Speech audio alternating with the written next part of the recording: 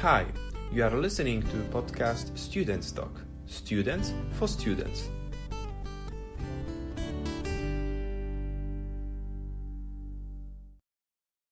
Hi guys, today with me is Hanna. We'll be talking about Hanna's life as a Harvard University student, plus we'll be covering some stuff apart from studies, and at the end of the podcast we'll be talking about Hanna's gender identity. So guys, we just wish you a pleasant time of listening to us. Hanna, hi, it's nice to see you. It's a pleasure to have an opportunity to talk with you. How are you? It's my first question to you. I'm good. Thank you for asking. It's a Saturday morning when we're recording this, so I just woke up, but I got my matcha latte in. I'm ready to go. So yeah, I'm excited. In my case, it's 3 p.m. In your case, it's 9 a.m., right? Yes, okay. Almost 9 a.m. Yeah, you are in the USA, we are in Poland, but it's not a problem at all. We can record the podcast with anyone in the world. Hanna, so you are a student at Harvard University, so it is said that one of the best universities in the world. Can you introduce yourself a little bit more? Absolutely, yeah. So my name is Hanna Pak. I am a sophomore at Harvard. I live in Mather House. I'm concentrating in computer science. I don't really have a secondary yet, but I'm considering a language citation in Korean. And what else? Some of the things that I like to do. I'm a triathlete. I play the trumpet in the Harvard-Radcliffe Orchestra. I game sometimes on the side. Really enjoy cooking and baking and having a good time. So yeah, definitely we'll be covering things, for example, about your stuff outside, apart from maybe, Harvard style. But let's start with Harvard. I think that, it's one of the best topics now. So what does it look like, your life as a Harvard University student? It's busy. It's so busy. I'm not going to lie. It's, you can definitely get involved in as much as you want here. So some of my peers are not necessarily as spread thin, but it's a pretty busy existence, though it's entirely worth it. I can talk about like my daily routine if you would like to, or just kind of okay. Yeah. So, let's see. How do I start? I wake up every day at 7:30. I drink some water. I get ready for the day. I usually make myself a matcha latte, because it's a good way to get some caffeine without it being too jittery like coffee. And then 3 days out of the week, I have a 9 a.m. class, which is kind of tough. It's my math class. And so, I'll usually just go to my classes, which are all concentrated in the morning. I'll try to do some work between those classes because I'm really trying to get in as much work as I can, before it gets too late in the day. And, I'll have my workout in the afternoon, my training for triathlon, and then it's just work pretty much the rest of the day if it's a weekday. Though I do shut off work at like 9:30 p.m. because I know if I work too late, I'm just going to get like really caught up in it and I'm not going to be able to sleep. And so I try to keep pretty good sleep hygiene. And then on the weekends, I'll probably stop work a little bit earlier, then either go out with my friends or like watch a movie or do something to kind of unwind. Okay, so maybe let's stop for a minute at Harvard. What's your experience from last month? Maybe there is something like a surprise for you, as a fact that you study at one of the best universities in the world. Mm-hmm. I hate to say it, it's harder than I expected. Academically. It's not that I expected it to be easy, but I think just the level of thinking and some of the expectations that professors have of the students, they're high, which is flattering, but at the same time, you really have to think hard to get through some of these classes. And it was a shock to me and definitely an adjustment period, because coming into an environment like Harvard, I was used to being pretty good at the whole school thing up through high school. It's not that I found it necessarily easy, but I really, it was easy to stay on top of my learning. But then getting here and having everything be such an amazing challenge, it's been an adjustment period to kind of figure out what I really want to pour my time into and where my priorities are. And now that I think I have a better grasp on that, I really do enjoy the learning process. Okay, so here I have one question. Do you think that maybe finishing Harvard University is such a label that you will not have any troubles with finding job, with finding, Oh gosh. yeah, it's my question. Do you think that is there some stereotypes about that? Do you think it's true? I mean, Maybe not stereotypes, but just a fact. yeah, I would be lying if I said that the name was not going to help a little bit. I don't think it's necessarily the end-all be-all. I'm not just gonna, get a job at Google just because I went to Harvard. But I do think that the experiences I'll gain here and a lot of the people I'll meet will probably help open a lot of doors that were otherwise closed to me. So let's put it like that. Okay. So maybe, Hanna, something apart from studies. Because you are a musician, as you mentioned, a trumpet player in. Yes. Okay, I have to say, and maybe it is mistake in the oldest orchestra in the world, right? Oldest orchestra in America. In America, okay, Yes. in America. Plus, you trained for world championship in the triathlon. Yes, that is true. So how are you able to link it? You have mentioned your daily routine, but maybe I would say mentally, how you are able to link such fields. On the one hand, we have studies. On the other, we have, for example, musician stuff, and then sport. How are you able to link it? I mean, one of the things that allows me to do all of them is simply that I don't like pigeonholing myself, and I have a lot of really diverse interests. And so it may not necessarily be finding like links between those things, but it's the fact that I can switch gears and kind of take a break from one by doing the other. That's actually really helpful in maintaining the structure I need to do all three, right? Because sometimes I'll be working on a really hard problem set, or I will have just taken a touch that didn't go so well. And then I hit the gym or I go for a run, and that kind of helps me process all of that. And then I come back and I'm like, okay, I got my work done, I got my run done, and now maybe it's time to switch gears and practice some trumpet. And so, there are definitely ways of, either taking classes that are linking music and some engineering stuff, or, the academic side about learning about like running mechanics and the way the body works. But I think really the advantage to doing all three is that they are so different and really allow me to not exhaust any one part of my life too much. Okay, I have never realized that it's possible to have one person who is, let's say, a trumpet player and engineering, like if it comes to engineering, if it comes to computer science. Wow, so so diverse hobbies. When everything started, do you remember something like, okay, I started Harvard University and now I'm going to be a trumpet player, or I'm going to prepare for a world championship in the triathlon? When it was? Oh gosh, all of this stuff started pretty young. I've had these three pillars of academics and music and sports from honestly about as early as I started school. I think it was, I can really thank my parents for that, because they exposed me to a lot of things at a really early age. I started taking piano lessons when I was 4, because we were living in Seoul, as any good Korean child does. I started music early. And both of my parents had done music, not professionally, but like pretty seriously all throughout high school and college. And so I kind of grew up around music. And I don't know, I didn't really like piano that much, I'll be honest. I didn't practice a whole lot. I wasn't super motivated, but I did like music. And so around like 10 or 11 years old, I decided to switch to trumpet. And that's what really kind of kickstarted this crazy passion I have for music, and specifically like brass stuff. So that's how that started. In terms of triathlon, again, both my parents are triathletes, and so I did grow up around the sport.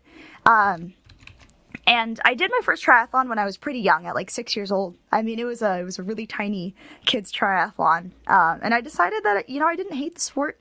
I did hate the running, but I did cross country in middle school and high school, so I learned to love the running. And then I picked up triathlon seriously again after I graduated high school, during a gap year that I took between high school and college. And that was when I realized that I could have a shot at getting pretty fast. And so that's the journey to worlds for me. And then finally, for the academic side, it's kind of a silly start, but I had this series that I read when I was little called Franny K. Stein. So shout out to the author of those books, because they were about this little girl mad scientist who was like building robots in her backyard and going all these wacky mad science adventures. And I was like, I want to be like that. I want to, invent things and have a little bit of chaos in my life. And that's why I'm in computer science. So, do you think that what was the biggest impact on your life, on your life path, I would say, and career path? Your parents, or maybe a gap year? I think it really initially was the support of my parents. And it's not that I'm trying to follow in their footsteps necessarily, but I really do appreciate that they exposed me to so many different opportunities as a child. And I know I'm really fortunate in that respect, because I got to figure out where exactly my passions were. And I definitely do think that my gap year kind of helped solidify a lot of those, because I had so much freedom in deciding what I was going to do with that year. And so the stuff that I chose, I realized that I really did enjoy it. And what do you think about that gap year? Do you think that students should take a gap year, or should go at a university immediately after high school? I mean, I know everyone's circumstances are entirely different, but I do highly recommend taking a gap year, because it really helped me contextualize a lot of the learning I'd done in high school with the real world. Because it's so easy to get wrapped up in the bubble, right? You're in high school doing your high school thing, and then suddenly you're in college doing your college thing, and you forget that the rest of the world exists sometimes, and that there are a lot of, different things that you wouldn't consider. Like, honestly, some of the most valuable stuff I learned during my gap year was how to live alone as an adult. You don't think about that because you're used to being in your dorms and having your parents cook your meals and stuff like that. And then suddenly it's like, oh, I got to go grocery shopping and figure out rent and pay my bills and stuff like that. And so I think that in a lot of cases, a gap year is a really valuable experience just for, and I know this sounds very silly and hippy-dippy, but for like finding yourself and figuring out what it is you really want out of life. Yeah, Hanna, but here I have an assumption that maybe a gap year could be could be an incentive which will make me maybe more harder to start studies later. Do you think that there is something like that or not? I definitely had to readjust to academic life after my gap year. I hadn't done homework for a year and change. And so kind of getting back into that rhythm was definitely a little bit tough. I don't think it's impossible by any means, especially if you stay busy during your gap year, because then you're still in the motion of, getting things done and being productive. I think more than anything, it's a mental switch, and it's a mental hurdle that you're going to have to get over. But I think it is entirely worth it, in my opinion. Okay. I would like to switch to another topic because Yes. Before the podcast, you have mentioned that you have been living in a dorm 6 years, right? I think that's about right. Yeah, I went to boarding school for high school, so that's 4 years, and then it'll be coming up on 6 at the end of my sophomore year. Yeah, so my question is, maybe what's your, even not maybe relationships with other people, but how you are able to live with others all the time, 6 years, and probably you do not have time for yourself, maybe as you wish. That's a great question. I'll admit I got really lucky with my roommates. They are and even my roommates or my single roommate in high school. I got really lucky with them, and then with everyone I'm living with here, because it is, as you said, it is tough to kind of find that alone time and that personal space, whether it be physical, mental, emotional, when you're living with a bunch of people. I think communication is key.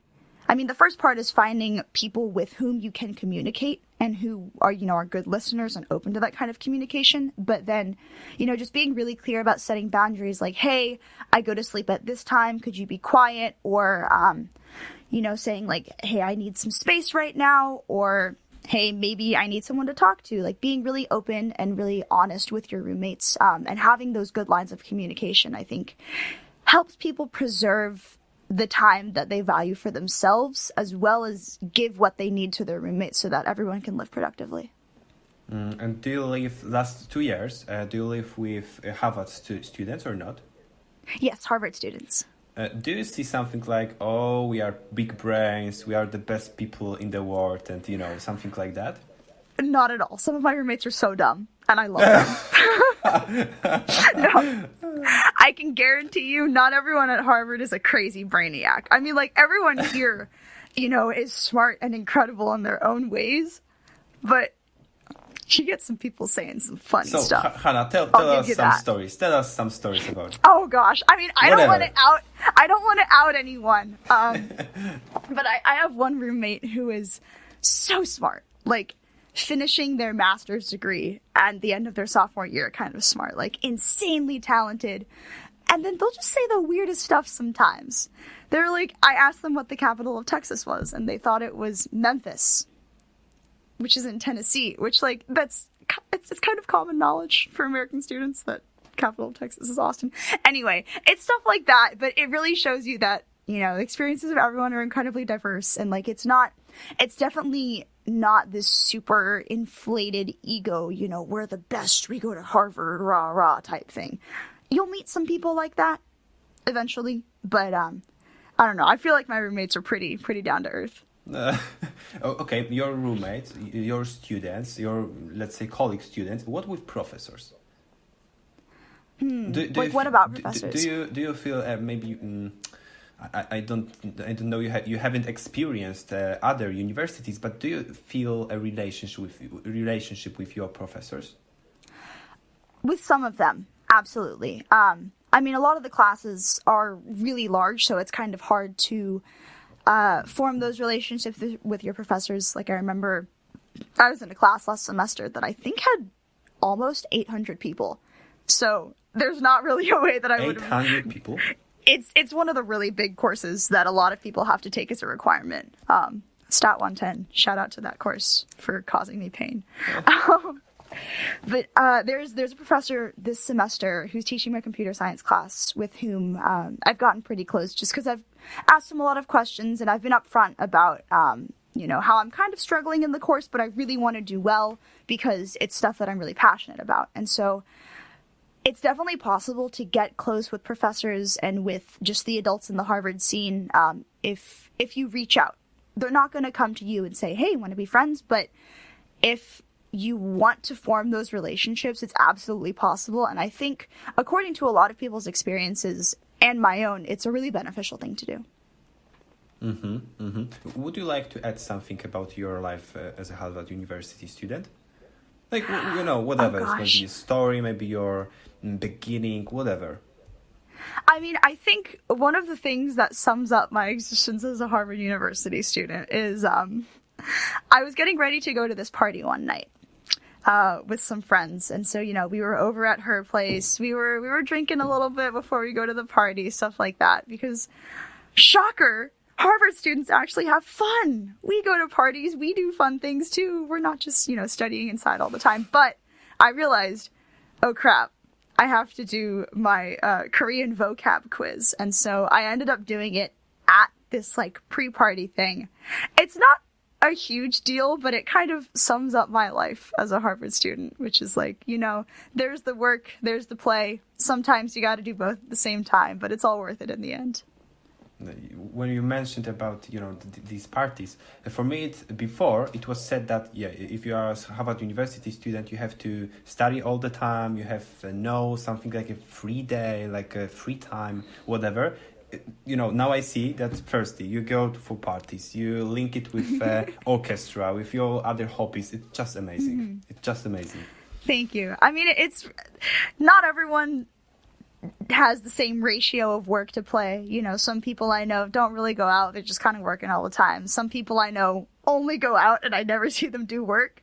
But everyone has their own stuff, maybe your experience, your life can show others that it's possible to link these things on studies. Now I'm thinking that I'm a student at the University of Lodz, and definitely it's not a Harvard. But now I'm thinking, okay, if someone, my colleague, let's say, says that it's terrible or it's impossible to link job with studies, for me it's like, okay, now I met a person from Harvard University who links so many things. Plus, you are employee, right, all the time. Oh, I'm not employed. No, I don't have a job. Okay, no. Okay, so doesn't matter. Hanna, I would like to switch to another topic, which Absolutely. is your gender identification. Because let's say you are neither a female student nor male student, because you are a non-binary person. So it means Yes. non-gendered person, right? Is it correct? The same? Yes. Okay. So can you say something about it? For me, I have never met such a person. Can you say something about it? Yeah, absolutely. So it's a pretty new label for me. I know that, growing up especially in Texas for a lot of my youth, I wasn't exposed to a lot of like queer culture or queer people. I mean, Austin is a pretty liberal city, especially in Texas, but that wasn't really like the people that I was around. And so I didn't know a lot about my whole identity.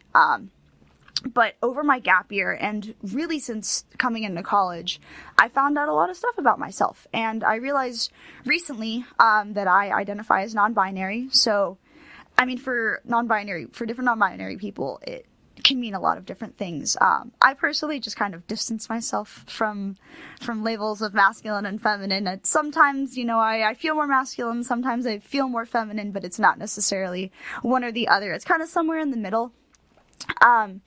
And it's something that was scary to find out, right? Because you think you've known this thing about yourself all of your life, and you're like, wait, maybe it's not necessarily that way. And what do I do with this new information? But one of the things that's been incredibly helpful is all of my roommates they encourage personal growth, which I think is something so special and so rare that I found in this group of people.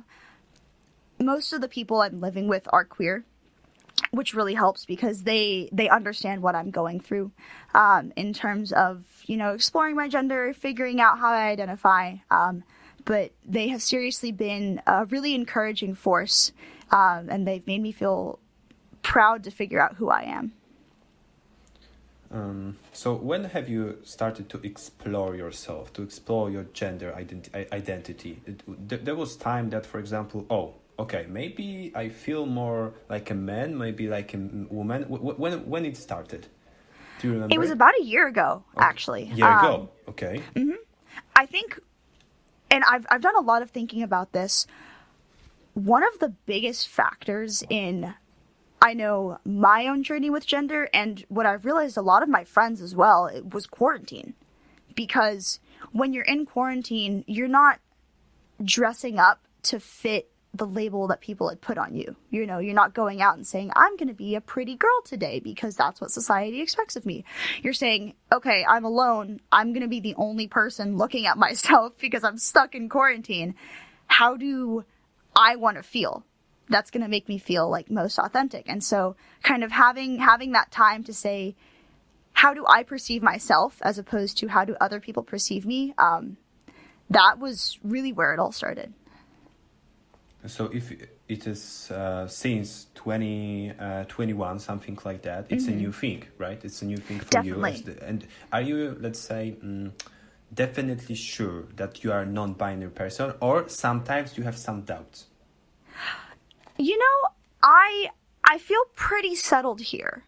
I know that, gender is a fluctuating thing and how people identify can definitely change. So I can't say that it's necessarily going to be like this forever, but for right now, this feels solid. I don't think I feel any different.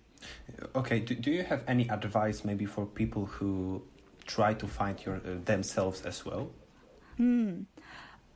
Patience, honestly. Like, everyone's journey is incredibly different, and a lot of people, I would say, in most cases, people are in environments where coming out or figuring out who they are isn't a reality yet, because they could be in not very accepting families, or it could just not be like the right time in their life to try to go through their gender journey. And so just know that everyone's journey with it is different, and that doesn't make you any less valid of a person. It just means that your circumstances are slightly different and the road to get there might be a little bit longer, and that's okay. And I think one of the things that can help most is if you're able to seek out spaces where you feel like you can be true to yourself, where you feel like you don't have to put on a mask for anyone. And then that can really help you figure out like who you are. But do you think that it's, let's say, there are some troubles to find people who accept you, even, including family? Mm-hmm. It is definitely tough. And I mean, you can't choose where you're born. You can't choose, what kind of family you're born into. And so, I mean, I know like a lot of my queer friends have families that are not necessarily as accepting, but that's when it's really important to kind of try to find spaces or friends or clubs or anything like that, where you feel like you can be your authentic self. So what does it look like? I mean, your relationships at Harvard. So, you are a student of Harvard University and you are a non-binary person. So how you are able to link it, let's say, even in the building, at the building? I mean, not everyone around me knows that I'm non-binary, because, I mean, usually people see me and they most of the time assume that I'm a girl, and I'm honestly fine with that. I don't have the mental energy to go around correcting absolutely every single person that I meet, but the people I choose to be my friends respect that for me. They, use the right pronouns and they respect my non-binary identity, and they are my friends because of that, because, they accept me for who I am and I don't have to be anyone else around them. So as long as my friends are cool with it, then I don't really care how other people see me. Maybe, Hanna, I would say, in order to give our listeners, give something value from the podcast, not just, a free time, a great time to listen to us, plus maybe a little bit more knowledge. Why would you like to, or maybe how do you prefer to use pronouns towards you? For sure. So I take they, them pronouns. So they, them, theirs, stuff like that. And I'm trying to think like what good knowledge there is. So even for example, if you go to a library alone. So if someone says in the third person, Hanna goes to library, or they go to library, something like that, right? Yes, yeah, that's entirely it. There are a lot of misconceptions that people have about, using they, them, theirs pronouns. People say that, it can only be used in the plural, but they also forget that, if in a lot of cases where you don't know someone's gender, people just insert they, and that's completely okay. And it is a gender neutral pronoun, and it can be a singular pronoun, and so it's totally valid. Are there any misunderstandings around in your environment, around your community? Are there any misunderstandings toward you? If it comes to... Not that I've experienced or found. I definitely know that there are people at Harvard who wouldn't respect my pronouns and pronouns of other non-binary people. I've been fortunate enough to not really come into close contact with them. But it's not, this necessarily like a perfect queer haven, right? No place is. Or very few places are. And so, yeah, I haven't experienced it personally. I know that people's exposure to and comfort with gender identity here are very different, though.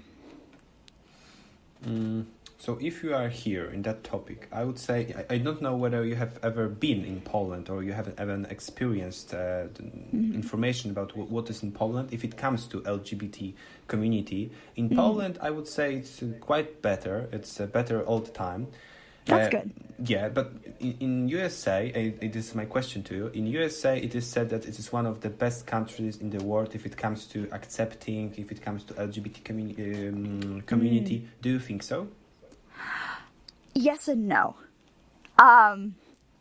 I think there are a lot of parts of the US and a lot of people who are incredibly accepting and open, and that number is growing. At the same time, I mean, as evidenced by a lot of violence that happens towards queer people, it's not everyone. And there are some places of the US where people like me would be seriously hated and unsafe. So, I mean, there are a lot of laws in place to protect LGBT people, which is fantastic. But at the same time, the institutions that are supposed to uphold those laws might not necessarily do so because, you know, they are influenced by some of the more negative sentiment. And so you have your pros and your cons, right? Okay. So maybe my last question here to you, if it comes to your identity. Do you remember your first maybe reactions to other people if it comes to saying that, okay, people, I am non-binary? And do you remember that? Of coming out to other people or of... Yeah, to other people. Oh, yeah, well, I'm trying to remember the first time. I think the first person I told that I was like, oh, like, maybe I'm identifying differently, but I don't know what yet, was actually my boyfriend. And he was caught by surprise, I think, because he didn't really expect that, because it was at a point in my life where I was super feminine presenting. Like, hair was really long, always wore a lot of makeup. It was fun. It was great. And it wasn't necessarily bad confused. It was just like, oh, okay, this is a thing, but because I love this person, you know, I'm going to learn and I'm going to try my best with it. And that really gave me the confidence to explore it more, knowing that, you know, my boyfriend was accepting and that the friends that I ended up telling were also really accepting. And they were just like, hey, you know, figure it out. Take your time. We're here. Can I ask you for your maybe subsequent relationship with your boyfriend? It hasn't changed. Not at all. It's yeah, amazing. no, it's fantastic. I mean, he's really a great person. I could gush about him all day. I won't. But yeah, I mean, our relationship has not changed because of it. I don't know. There's not really anything more to say than that. We're still the same people. But do you think that why maybe it hasn't changed? Maybe because you are talking all the time about it later. Yes, definitely. I think communication is a big part of it. But also, my boyfriend is really open and receptive and accepting and everything like that. And so it's not like this was a negative point in our relationship. It was just I identified differently, but I was the same person. And so, you know, we continue on as normal. Okay, you know, it's amazing. It's amazing to hear something like that. You know, I would say in our community, in my environment, it would be possible maybe even like someone approaches her boyfriend and tells, oh, maybe I am non-binary, and what now? What with our relationship? And it would be shock. It would be shock, and I don't know what later. This is why I really appreciate, you know, something like that, and that you want to share about it with Definitely. other people. It's amazing. Would you like to say something about your identity to other persons? Something more? Oh gosh. I mean, there's so many parts that go into someone's identity. For me, it's, you know, being non-binary, it's being bisexual, it's being half Korean, half white, it's being a musician, an athlete, blah, blah, blah, all that stuff. These are labels. They're arbitrary. They're labels that I put on myself because I enjoy having labels, because that's the kind of person I am. Get me a label maker for Christmas, I'll be happy, right? You don't need to know who you are at all times. And, you know, having labels to put on yourself or having a strong sense of identity, that comes with a lot of self-exploration and just kind of being open to new experiences. And it is true that realizing stuff about yourself can be really scary. And so just, again, have patience, take your time. Nothing needs to be set in stone. You have your whole life to figure out who you are. Hanna, we have covered some things about Harvard, about your stuff apart from studies, your identity, and about your future. How do you feel, how do you see your future if it comes to, you know, that you will be graduating from Harvard University and you are a non-binary person? How do you think your future could look like? Oh gosh. I mean, I have started planning a little bit. I have these very grand dreams of going into the virtual reality scene. Because, you know, as I mentioned earlier, I always wanted to create, I was inspired to be this engineer, mad scientist thing. Even though I'm not concentrating in engineering, there's still the desire to, you know, build and create new things. And so, and I also do enjoy gaming, and I really loved all of the virtual reality media that I consumed as a kid during the really formative years. So, you know, books like Ready Player One, shows like Sword Art Online and stuff like that. And that made me realize that I want to go into VR. And so I'm hoping post-college, my current idea, at least, is to get some experience in the design world and like the design thinking and innovation side of things. And so, you know, maybe I want to go work for like a different design firm and kind of get a little more artistic experience so that I can merge a lot of the technical skills I'm learning in undergrad with the more like artistic creative skills that I'll maybe learn in grad school, and then take those both and apply those to VR stuff. Because I really do believe that our next big advancement as, you know, a technologically driven society is going to be with VR, and it's really going to revolutionize the way we live. So if you are so close to VR, what do you think about metaverse and its vision of the future? Oh gosh. I'm wrestling with it because, I mean, for one, I have my own personal opinions on Mark Zuckerberg that I'm not going to go into just right now. Have you met him? And number two, I have not. But he went to my high school and he dropped out of my college. And so I know a lot of people who know him.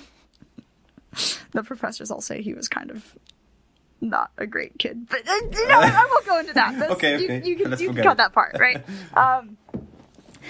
I don't know. The thing is, I think the vision for metaverse is quite capitalistically driven. And I'm trying to reconcile right now for myself the fact that, you know, innovation requires money. And in the society we're in, money is gained through certain means. And so, I mean, in a Hanna created utopia, right, we wouldn't be bound by, you know, we wouldn't be bound by late stage capitalism and trying to create new things. So, I don't know. That's a long answer to say I'm not quite sure about meta. I have my own ideals and my own vision of a metaverse utopia, and those sometimes align with what Mark Zuckerberg has in mind and sometimes don't. So probably you don't have to be, let's say, employed in a yeah, metaverse. I don't know if I'm going to go work for Facebook, but I respect the work that they're doing. Okay. Sometimes. Yeah.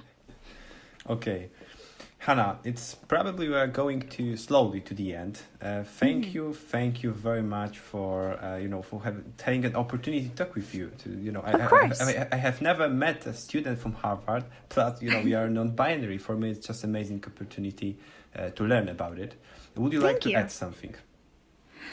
Oh my goodness! I feel like we've talked about a lot of things. The toughest question. Oh, I should have thought about other stuff. I don't know. I feel like I laid it all out there.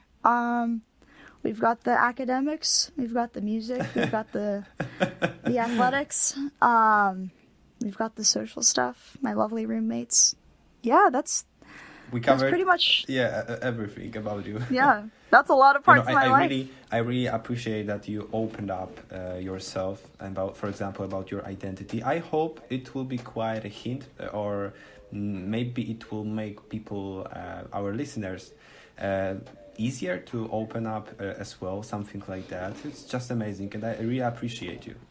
Yeah, and thank you so much for, being willing to open your space to queer voices. That is really important, and it warms my heart. So thank you for that. Great, Hanna. Thank you very much again, and thank you. See you next time. Appreciate it so much, Mateusz. Thanks for having me.